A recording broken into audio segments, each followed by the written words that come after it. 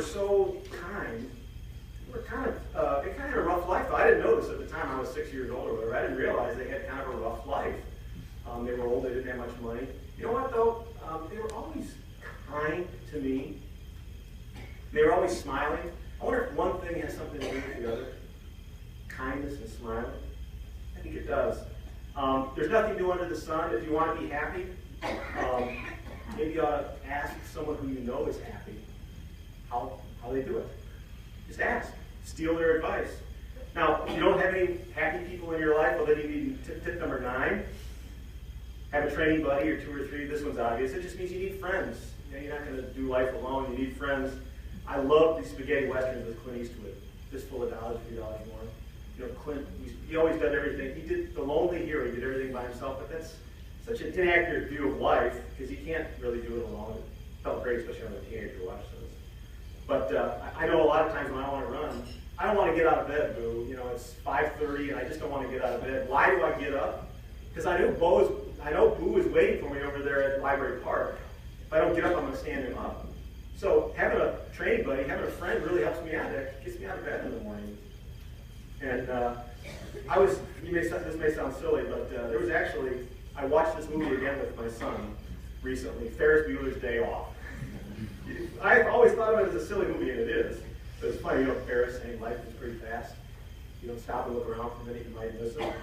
Well, as I watched this movie again for the 20th time, but I watched it with my son for the first time, all of a sudden I realized, you know what this whole movie is about? Ferris Bueller has a friend. His friend Cameron. Remember his friend Cameron in the movie? What's the whole day about? You find this out at the end of the movie. I've never noticed this before. Ferris went out of his way for a whole day, including risking, you know, getting expelled by the principal, you know, or Mr. Murray.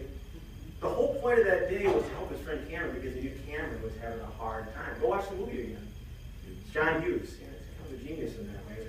Hilarious movie in my opinion, but the whole point of that movie was Ferris was helping his friend. If you have good friends, it really will enable some happiness in your life. And that gets us very close, dangerously close to the core of my last happiness tip. And I'll finish with that quickly. And that is, and this has nothing to do with racing really. Real satisfaction in life, it comes from helping others and serving others. There's really not a racing analogy, and it's really appropriate that this would probably be the last and maybe the best tip that I can give you on this day, this Good Friday. Because if you finish a marathon, you feel great. Finish a triathlon, an Ironman triathlon, there's a huge buzz that goes with that. It lasts for a day, a week, 2 weeks. Best case, it lasts for a month. It's great, but it doesn't last forever. What really lasts? Okay, I'm back to the big questions again. And I think I'm just going to say that this is my belief that real happiness only comes when you're serving others. That's where true happiness comes from. Who do you serve? You serve your loved ones. Start with your family, your friends, your neighbors, your community, and maybe even beyond that.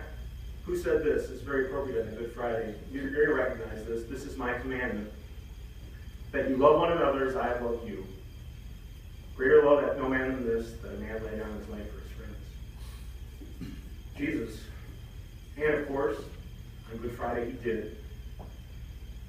So, you want to be happy, or at least you want to pursue happiness?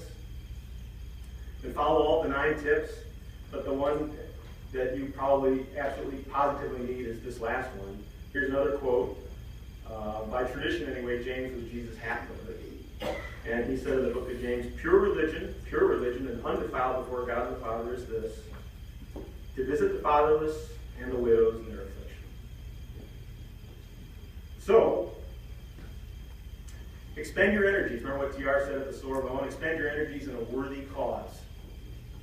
What could be more worthy than another human being? A family member, a friend, someone in your community, anyone in need. That, I think, is going to give you real satisfaction.